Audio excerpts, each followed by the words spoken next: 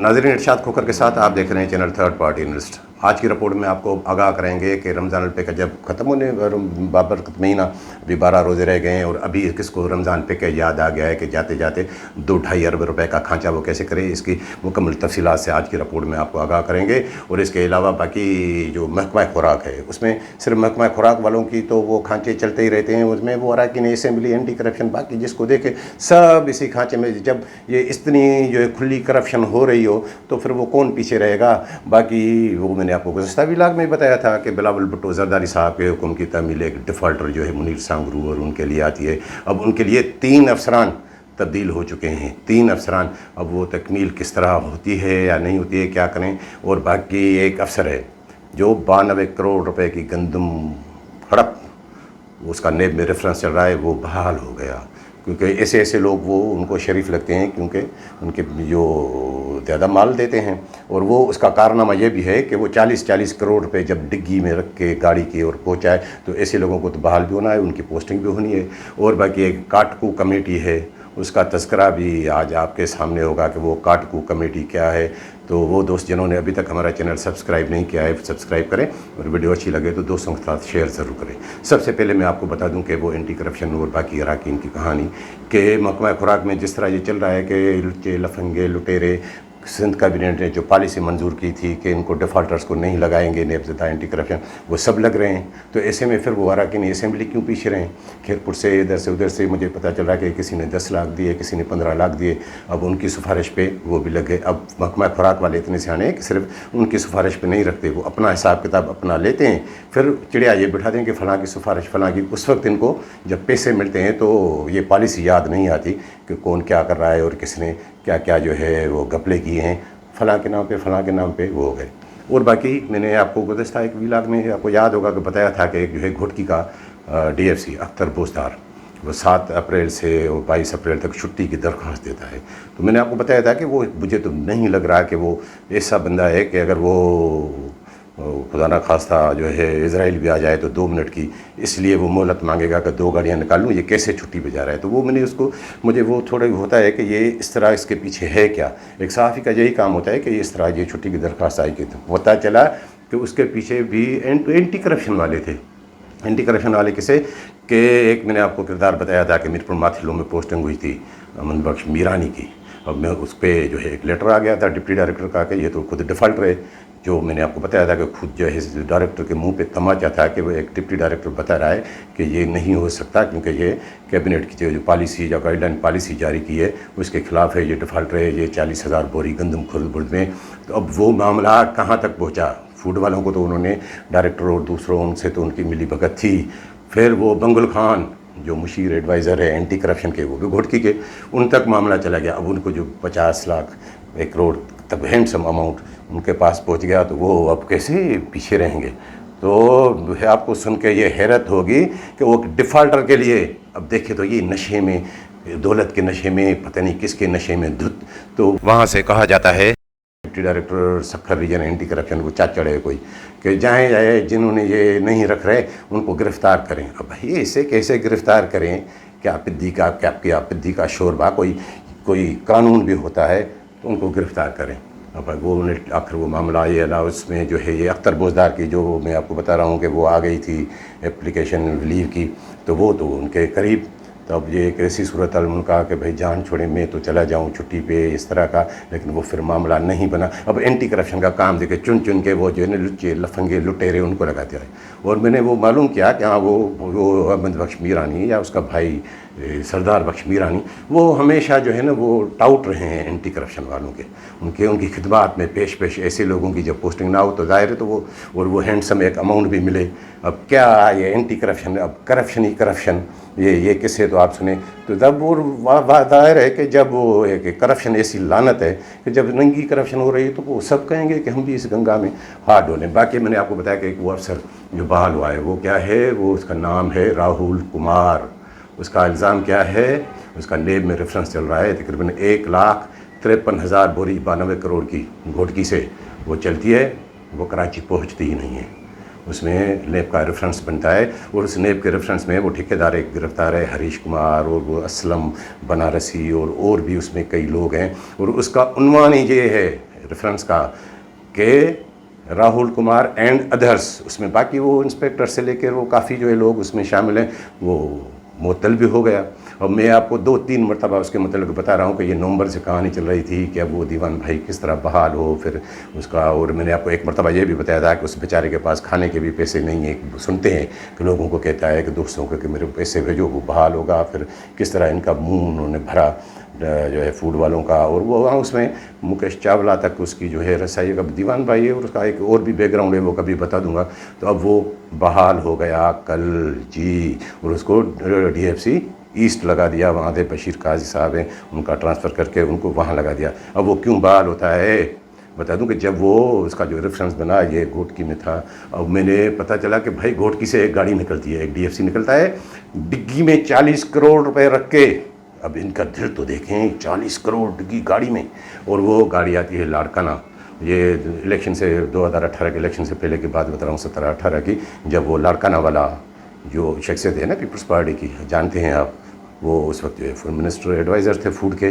40 करोड़ रुपए जब वो पहुँच जाए तो अब उसका तो हक बनता है। उस बेचारे का कसूर क्या, उसने सिर्फ जो है वो 1,53,000 बोरी, और वो भी नेब का रेफरेंस, नेब के रेफरेंस को पूछता कौन है। और जिससे मैंने आपको बताया कि 40-40 करोड़ की जब खिदमत हो तो अब वो भी बहाल हो गया। बाकी कोई अगर ऐसे वैसे वो छोटा मोटा हो या शरीफ लोग बंदा हो तो वो घर बैठा हो और उसे पोस्टिंग भी मिल गई। और बाकी मैंने गुज़श्ता व्लॉग में आपको बताया था कि जमील सुमर वाली कहानी के मुनीर सांगरू जो 80,000 बोरी गंदम की का उसको ये रेफरेंस चल रहा है, और मंठार नूनारी जिसका जो 13 एक तो वो उसने खुद चालान भरे थे, वो घपला अलग किया था, और 13-14 हज़ार बोरी उसके अलग छाटे जहरतोदर वाली। तो वहाँ से किसकी सिफारिश आती है, पहले तो डायरेक्टर वालों ने उनसे खूब पैसे लिए, लेकिन फिर भी जब एतराज़ आया 1-2 मरतबा बैक रेफ़र हुआ कि ये पॉलिसी के खिलाफ है, लिखते हैं भी खुद हैं कि जो डिफ़ॉल्ट रहे वो आप बैक रेफ़र करें। जब जैसे ये खुद जो है इनकी आंखें ना हो, उनको सारा पता है, सारा रिकॉर्ड भी पड़ा है, लेकिन कहीं पे खांचा हो जाए या कोई अफसरान पे जो है थोड़ा ऐसा वैसा करके जो है वो दबाव डाल के हम जो है अपनी जान छुड़ा लें और कहें कि ये तो डिप्टी डायरेक्टर और DFC ने किया, हमने तो अपनी जान छुड़ा ली। तो वहाँ से आखिर में जमील सुमरो साहब जो बिलावल भुट्टो के मुआविन हैं, उनकी जब सिफारिश आ जाए तो फिर तो तहलका मच गया। फिर सेक्रेटरी और डायरेक्टर, और सिर्फ वो बिलावल भुट्टो की या जमील सुमरो की वजह से नहीं था, क्यों कि उन्होंने खुद भी पैसे खाए थे। फिर वो जब आता है तो वो वहाँ पे एक DFC था मजीद बमरो साहब, वो उनको नहीं देते हैं मोमेंट आर्डर। वो कहते हैं कि नहीं, मुनारी को भी अगर दूंगा तो ऐसे ही दूंगा कि वो कंडीशनल होगा कि वो जुल्फ़कार मुनारी दूसरा है कि वो उस पर काउंटर साइन करेगा, जो भी गंदम खरीदेगा वो उस पर रिसीव, तो उस पर उसका कैसे वो मामला चलेगा इन डिफ़ॉल्टर का, सांगुरू का इनका। और सांगुरू के लिए भी यही शर्त। तो अगर ऐसे होगा तो फिर वो तो आए हैं कि भाई गंदम मैंने जैसे आपको बार बार बताता रहता हूँ, गंदम मिल रही नहीं रही है, ये करोड़ों रुपए भर के पोस्टिंग क्यों कराते हैं। तो सबको समझ में आता है कि आके ही खांचा करेंगे, फिर 2-3 साल के लिए ये गोली हट जाएंगे, क्योंकि ये सारा जो हुर्द बुर्द करके गंदम मिले ना मिले यही होगा। और अब वो ऐसे ही तो उस पर उसका तबादला हो गया था। फिर इकराम मुगेरी को चार्ज दिया गया। इकराम मुगेरी ने भी वो इतना भारी बोझ बर्दाश्त करने से इनकार किया, तो उसका ट्रांसफ़र हो गया। फिर 2-3 दिन पहले जो है वो एक DFC, वो भी मशहूर DFC हैं विशन दास तलरेजा साहब, उसकी पोस्टिंग हुई। तो अब वो उन्होंने कभी मुझे पता चला कि उन्होंने भी कहा कि नूनारी को मैं नहीं, और सांगुरू को मैं ऐसे नहीं दूंगा। और नूनारी के तो उन्होंने कहा कि ऐसे ही जो है उसको जो है रतोड़ेरो का सेंटर, तो वही जो बमरो ने शर्त लगाई थी कि वो काउंटर साइन जो है जुल्फ़कार मुनारी का होगा, और वो मुझे जब रिसीव करेगा गंदम तब दूंगा, तो वो मामला नहीं बना। और आज मुझे कोई बता रहा था कि शायद वो अभी व्लॉग कर रहा हूँ, कंफर्म करूँगा कि शायद उसका वो ट्रांसफ़र उसको हटा दिया है, मुनारी की जगह कोई और उसको जुल्फ़कार मुनारिया वगैरह उनको जो रखा है। बाकी मुनीर सांगरू का मामला वो अटका हुआ है। मुनीर सांगरू के लिए ये विशन दास ने ये शर्त रखी थी कि इसको PRC तो दूंगा ही नहीं, WPC भी वो भी इसी तरह दूंगा कि ये काउंटर साइन इसका होगा। अब वो जब उसको PRC नहीं मिलेगी तो उसका फिर वो खांचा कैसे पूरा होगा, और वो मशहूर शरीफ का जो है वो WPC भी ना मिले, तो अब वो मामला जो है जमील सुमरो साहब उसको अब कितना ज़ोर दे रहे हैं, आपको कितना ये बदनाम कर रहे हैं बिलावल भुट्टो को। मैंने आपको बताया था कि बिलावल भुट्टो जरदारी साहब को ये पता नहीं है कि ये खांचेबाज हैं या ये कोई डिफ़ॉल्ट रहे हैं। अगर उनको पता चले डिफ़ॉल्ट रहे हैं तो वो कहेंगे कि नहीं, इनको नहीं रखना चाहिए। तो अब बात कहाँ से आती है, तो एक तरफ वो डायरेक्टर है जो खुद लेटर लिखता है कि डिफ़ॉल्ट रे करो, उसको और सेक्रेटरी उसका इतना ज़ोर कि नहीं इनको रखें, और एक तरफ वो डिप्टी डायरेक्टर है जो मूवमेंट आर्डर दे रहा है, फिर उनसे तो ये जो है तलरेजा साहब DFC ये लाख गुना उनसे बेहतर हुए। कहीं किसी ने तो स्टैंड लिया कि नहीं भाई ये मैं डिफ़ॉल्टर नहीं रख सकता, खुद पॉलिसी बनाते हैं और खुद यही करते हैं। और एक मैं कल एक लेटर देख रहा था कि डायरेक्टर फूड साहब इमदाद शाह ने एक लेटर भेजा कि ये चौकियाँ वोकियाँ, हमने आपको 11 तारीख को भी लिखा था कि चौकियाँ ख़त्म करें, और चौकियाँ मैं आपको बताता रहा हूँ कि चौकियाँ तो ख़त्म हैं ही नहीं, और गंदम को आने दे, ये ओपन मार्केट में रेट चल रहा है। अब भाई लोग जाएँ तो जाएँ कहाँ? एक तरफ ये लिख रहे हैं, एक तरफ लिख रहे हैं कि क्रैक डाउन करें, वो भी आपका ही लेटर है डायरेक्टर, मिस्टर डायरेक्टर आपका लेटर है कि क्रैक डाउन। अब क्रैक डाउन क्या करें? क्रैकडाउन क्या होता है कि जो गंदम आ रही है उसको पकड़ेंगे तो ही क्रैकडाउन होगा। और यहाँ सबसे पहले बताऊँ कि घपला क्या है कि इन्होंने जो चौकियाँ वोकियाँ पे भी जो लोग लगे थे वो ऐसे हैं जिनको पास PRC या WPC नहीं है, तो वो तो पैसे ही लेंगे।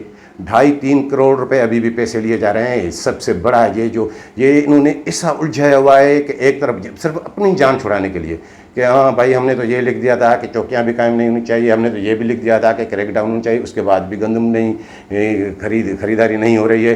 ये सारा मिलके इसने चावला ने, मुकेश चावला साहब, ये आपका जो है हसन अली मक्सी जो सोल एजेंट है, और ये डायरेक्टर, इन्होंने मिलके ऐसी गेम बनाई है कि गंदम की ख़रीदारी भी ना हो और सारा कुछ वो होता रहे। बाकी मैंने आपको बताया कि नेब में किसने, अब ये इस तरह एक तरफ जो ये मामला है कि वो जब सुमरो साहब वो उसके पीछे वो लगे हुए हैं। अब देखेंगे वो सांगरू से उससे पुराने ताल्लुकात हैं, मुझे वो ये भी पता चला कि दोनों लाड़काना के हैं। तो कल मैंने ये भी देखा कि हाँ कल नेब में बड़ा मेला लगा हुआ था, नेब सक्खरकोट में, वहाँ पे कई फूड वाले भी आए, कई ये भी आए, जमील सुमरो साहब भी हाज़िर हुए जी, एजाज जखरानी साहब के तो कई रेफरेंस चल रहे हैं, और सोहेल नरसियाल साहब भी हुए। सोहेल नरसियाल साहब के वो रेफरेंस है कि जो है आमदनी से ज़्यादा असासाजात वो वक्त के नाम पे जो उन्होंने बनाए। और ये जो आपको बता रहा हूँ कि जमील सुमरो साहब, इस पर भी ये है इंक्वायरी चल रही है कि ये असासाजात की आमदनी से ज़्यादा असासाजात अब 2-2.5 करोड़ की ये कहानी बता रहा हूँ, पहले से ही चल रही है। फर्नीचर फॉर्च्यूनर गाड़ी में वो आ रहे हैं। अब दाहिर है बिलावल भुट्टो के मुआविन हैं, अब इनके काम तो देखें। इसके अलावा रमज़ान पैकेज की जानिब बढ़ने से पहले एक और बात बता दूं कि ये जब जहाँ करप्शन हो रही है ना, वहाँ कोई भी एक दूसरे से सिंसियर नहीं है, एक दूसरे को ऐसा दिखावा देते हैं, क्योंकि करप्शन ऐसी लानत है कि बाप बेटे से, बेटा बाप से सिंसियर नहीं होता। अब मुझे पता चला कि 1-2 दिन पहले सेक्रेटरी खुराक राजा खुर्रम साहब ने जो है डायरेक्टर को कहा कि भाई ये बद्दर कीरियो जो इतना बड़ा फ्रॉड, ये नौशर फरोज से इनको तो हटाएं। तो हटाने के बाद तो वहाँ पे जवाब क्या गया, उसको हमने हटा दिया है, वहाँ पे इमदाद मक्सी है मोरो वाला जो है, वो मोरो तो उसके पास है इमदाद मक्सी, बाकी तो उन्होंने, और मेरी इतला है कि नहीं हटाएं। उसके पास कोई एक सेंटर है क्या, 5-6 WPC और PRC जो है नौशर फिरोज़। अब वो उनको कैसे, जब 4-5 करोड़ रुपए उसने जो है हसन अली मक्सी को दिए और चावला तक पैसे पहुँचे, डायरेक्टर ने अलग उसको खींचा, तो ये सेक्रेटरी को क्या है, सेक्रेटरी जाके वो रिकॉर्ड मंगवाएगा कि देखो कि कौन कौन कहाँ पोस्ट है। और अगर वो विज़िट पे भी जाए तो क्या है, विज़िट पे जाएंगे तो वो सामने पहले ही फ़ोन कर देगा डायरेक्टर का, इमदाद मक्सी सर हाँ मैं हूँ, ये है वो, भाई वहाँ पे सेक्रेटरी साहब ये आपके ये। लेकिन मामला क्या है, ये सारा करप्शन का मामला है, ये आपको धूल चटा रहे हैं, वही वहीं पे बैठा हुआ है। और बाकी वो एक मैंने आपको बताया था फराडी उन्नड़ वो जिसको दरबेलों में लगाया था, फिर जो है वो मक्सी को लगाया, फिर वहाँ पे अहमद बख्श मीरानी का हुआ, वो सब जो है ख़त्म। अभी भी वही फराडी उन्नड़, मुर्जा उन्नड़ वो दरबेलों पे वही काम कर रहा है, वही ख़रीदारी उसके 11-12 हज़ार बोरी की। वो क्यों ना करे, क्योंकि उसमें तो जान है डायरेक्टर फूड इमदाद शाह की, उसकी इतने तक खिदमत है कि वो अगर हाजत के लिए कहीं जाए तो लोटा भी वो उठाए उन्नड़, तौलिया भी वो उठाए, जब वो वहाँ तक उनको जाए तो अब उसको तो पोस्टिंग मिलनी है। और वो उनका वो एक वो मसीह जो हाला में उन्होंने लगाया था, वो उसका भी मामला, तो उनको तो वो नवाजेंगे डायरेक्टर फूड साहब।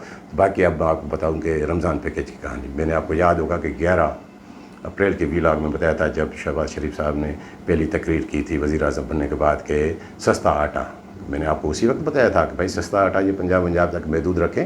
और ये जो सब्सिडी है पंजाब में भी बता दूं कि शहबाज शरीफ साहब अपने घर से दे रहे हैं। भाई ये आवाम का पैसा है, वो जो सारी हड़प हो रही है। और सिंध में मैंने आपको बताया था कि तो ये बड़ा खांचा होगा, और हाँ बड़ा खांचा हुआ।